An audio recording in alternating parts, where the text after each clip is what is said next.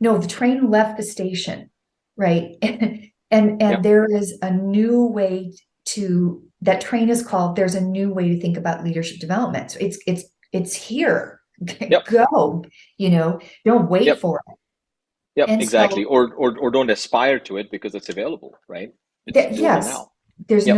no need to wait for it. It's available now. But in terms of bigs and littles, we're gonna, you and I talked about this. We're gonna do little first. Yep. We usually start with a big way to apply Yep. it, and we're going to start to little. But I think that kind of, what we have learned as we've been working with different businesses is that they start with little, but then it goes to big. It goes to the big. Yep. It Exactly. goes to Yep. big really quickly. So what are the little ways to start to apply both the power of driving and the precision of putting inside leadership development? The idea that leadership Yep. development is both growing the leader and growing the business at the same time. And I think that one of those ways is we look in any organization, most mid-sized to large organizations have some sort of training group, right? Yep. Um, and in many cases, leadership development will come out of human resources for more senior people. If you are taking a look at some of your sales leaders, in many cases, those might be coming out of sales training and development or sales performance groups. But those units are taking these brand new notions of leadership excellence for senior people and for Mhm. sales people and for service people.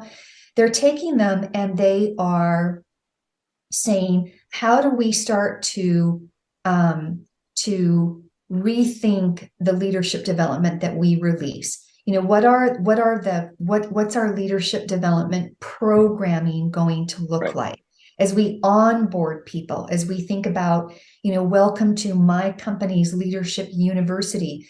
They are rebuilding all of these things based on the now of leadership development, right? That's what these people are actually doing.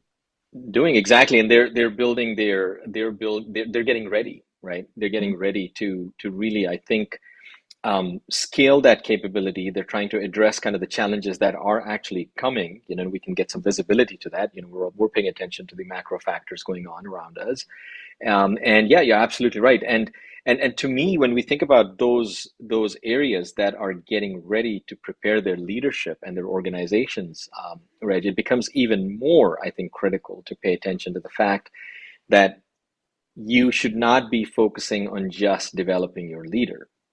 You should be focusing on developing the leader and the business at the same time. Mhm. Otherwise, organizations and the leaders, will be so close. Mhm.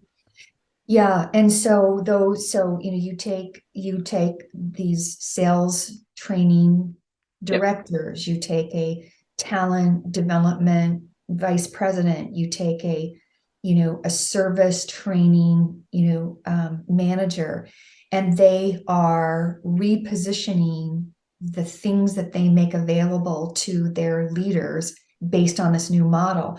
And so, like if they are thinking about what are the things that we're delivering Mhm. individuals, they have now repositioned their leadership coaching, their as cohort-based coaching.